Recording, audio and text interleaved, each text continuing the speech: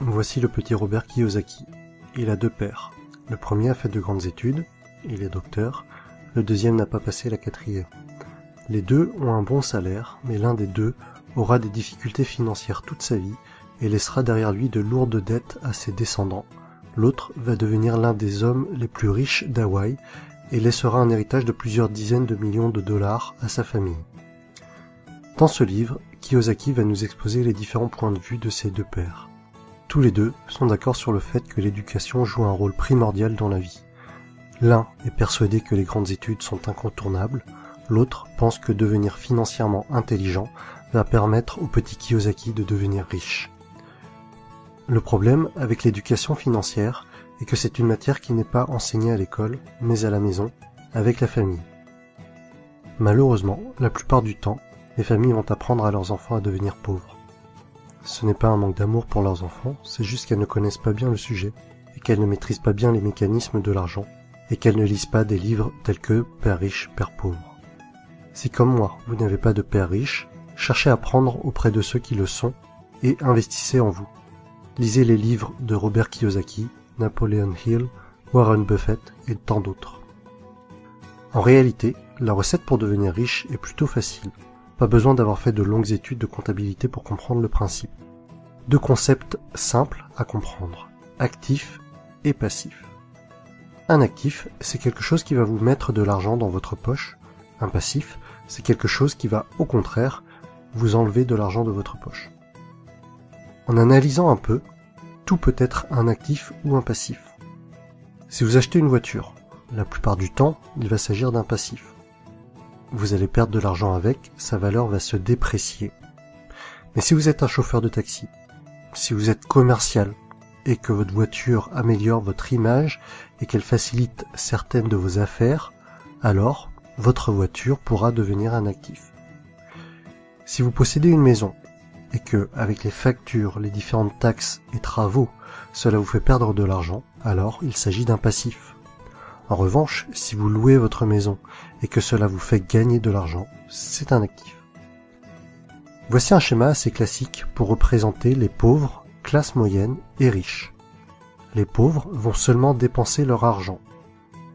On ne distinguera ni de passif ni d'actif, mais seulement des achats quotidiens pour vivre. Les classes moyennes vont également avoir des dépenses, peut-être un peu plus importantes que les pauvres. En plus de cela, elles vont acheter des choses qui vont leur permettre de paraître riches, mais en réalité, elles achètent des passifs, maison, voiture. Beaucoup de ces personnes vont considérer leur habitation principale comme étant leur investissement le plus important. Mais le plus souvent, cela va leur coûter de l'argent et pas leur en rapporter. Les riches passent leur temps, leur énergie et leur argent à acheter des actifs. Plus ces actifs vont rapporter, plus ils vont acheter d'actifs. Et par effet boule de neige, les riches deviendront de plus en plus riches. Les pauvres et les classes moyennes n'évolueront pas ou peu. En fait, l'argent que vous gagnez au départ n'a pas beaucoup d'importance. Vous pouvez très bien gagner 10 000 € par mois et tout dépenser dans des futilités en menant un grand train de vie, grande maison, belle voiture, fêtes, alcool, et au final, il ne vous reste plus rien. À l'inverse, vous pouvez ne gagner que 1 500 € par mois aujourd'hui et réinvestir tout l'argent qui vous reste dans des actifs et devenir de plus en plus riche au fil du temps, jusqu'à peut-être même atteindre la liberté financière et ne plus avoir besoin de travailler. Voici quelques exemples d'actifs.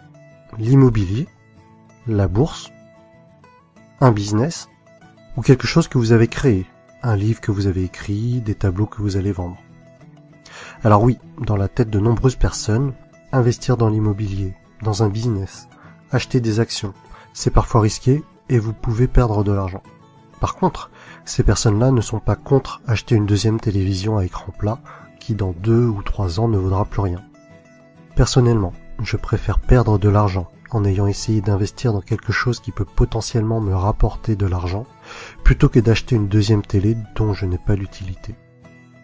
Et au final, même si j'ai perdu de l'argent en ayant essayé d'acheter ou de produire un actif, les leçons reçues de mes échecs seront infiniment plus enrichissantes que de passer 3 heures par jour devant des programmes télé sans intérêt. En résumé, si vous voulez devenir riche, soyez financièrement intelligent, apprenez auprès des personnes qui sont devenues riches, apprenez à limiter vos dépenses, concentrez-vous sur les actifs, limitez les passifs. Et voilà mon résumé du livre Père riche, Père pauvre de Robert Kiyosaki. Si vous avez apprécié la vidéo, mettez-moi un pouce bleu en bas à droite. Et pour suivre mon actualité, abonnez-vous.